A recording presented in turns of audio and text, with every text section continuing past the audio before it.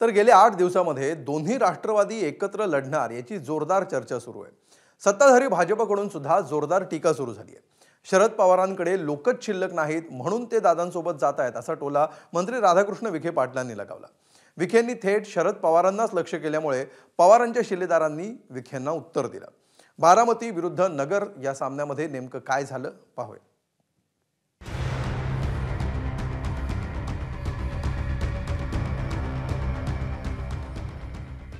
बारामती आणि नगरचं विखे आणि पवारांचं सख्य उभ्या महाराष्ट्राला माहिती आहे। त्यातच राधाकृष्ण विखे पाटलांनी शरद पवारांबद्दल एक मोठं भाकीत केलं। खरं तर हे भाकीत कमी आणि पवारांना डिवचणंच जास्त होतं।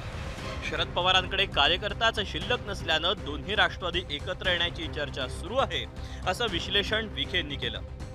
आपल्या स्वतः पक्ष जर माणसंच राहिले नाहीये तर कोणाशी पर्याय केल्याशिवाय त्यांना दुसरं कोणता पर्याय आहे? असे त्यांचं पक्षाचं अस्तित्व संपुष्टात चाललेलं आहे। त्यांनी ते काळच वेळीच ओळखलेलं दिसतं मला वाटतं। या स्थानिक स्वराज्य संस्थांच्या निवडणुकीत भाजप सोडून कोणासोबतही युती करण्याची भूमिका शरद पवारांनी घेतली आणि तेच विखेंच्या या टीकेचं तात्कालिक कारण ठरलं।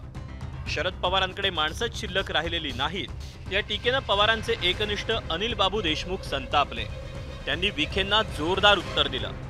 निलेश लंकेंसारख्या कार्यकर्त्यानंच लोकसभेला सुजय विखेंना हरवल्याची आठवण त्यांनी करून दिली।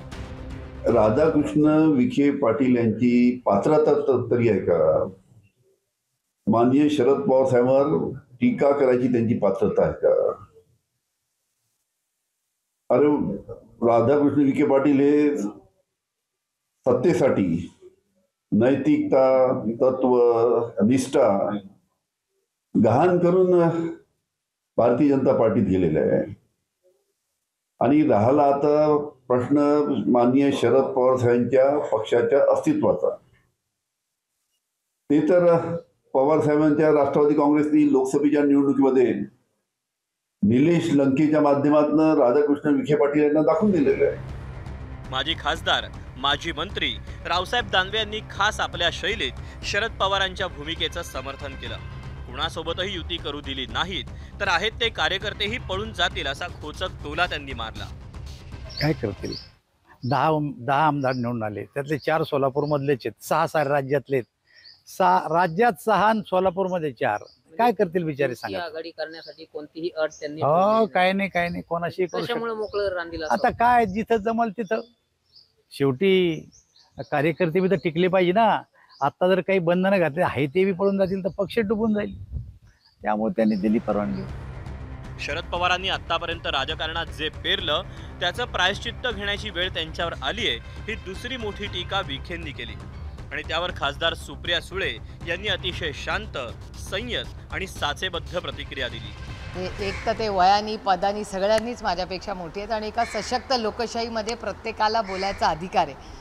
पण एवढं असतानाही त्यांचं नाव घेऊन टीका करावं लागतं याचा अर्थ नाणं मार्केटमध्ये चालते। जर एवढंच नसतं तर बोलले पण कशाला असते। चंदगड इथं पहिल्यांदा दोन्ही राष्ट्रवादी एकत्र येण्याचं ठरलं आणि राज्यात चर्चा सुरू झाली। हाच प्रयोग पिंपरी चिंचवड आणि त्यानंतर बारामती नगर परिषदेत देखील होणार असल्याची माहिती समोर आली। राज्यात आणखी किती ठिकाणी हा पॅटर्न राबवणार याचं उत्तर सुप्रियाताईंनी दिलं। तर पवारांच्या युती आघाड्या राष्ट्रहितासाठी असतात असा टोला राधाकृष्ण विखेंनी मारला। स्थानिक इलेक्शन आहे, संपूर्ण राज्यामध्ये सगळ्याच पक्षांमध्ये तुम्ही बघत असाल, कारण का तुमच्याच चॅनलवरनं आम्हाला राज्याची सगळी माहिती लगेच कळते। त्याच्यामुळे तुमच्या या पारदर्शक रिपोर्टिंगमुळे संपूर्ण राज्यामध्ये कुठल्या कोपऱ्यामध्ये पण कोण कुणाबरोबर गेलं हे सगळं आम्हाला कळतंय। त्याच्यामुळे सगळ्याच पक्षांमध्ये सगळ्याच आघाड्या आणि युती सगळीकडे होत आहेत। त्याच्यामुळे मला वाटतं मंगळवार संध्याकाळपर्यंत वाट बघूया, जी सोमवार संध्याकाळपर्यंत तेव्हा नक्की स्पष्ट चित्र आपल्याला स्पष्ट बनेल कोण कुणाबरोबर कुठे जातं। काल पवार साहेब होते नगर, त्यांना विचारायला पाहिजे तुम्ही। तो प्रश्नांचा आहे, मी कसं ते एकत्र येतील विरोध उभे राहतील हे मी सांगू शकत नाही ना। त्याचं उत्तर शरद पवार साहेबच देऊ शकतील, कारण त्यांनी आतापर्यंत सोयीप्रमाणे अनेक लोकांशी युत्या केल्या आणि राष्ट्राच्या व्यापक हिताकरता युत्या झाल्या त्या। ही युती होते मला माहित नाही। विखे पवार घराण्यातील वाद हा जुना आहे आणि त्यामुळेच राधाकृष्ण विखे पाटील शरद पवारांवर बोलण्याची एकही संधी सोडत नाहीत। राहिला प्रश्न दोन्ही राष्ट्रवादी एक होण्याचा।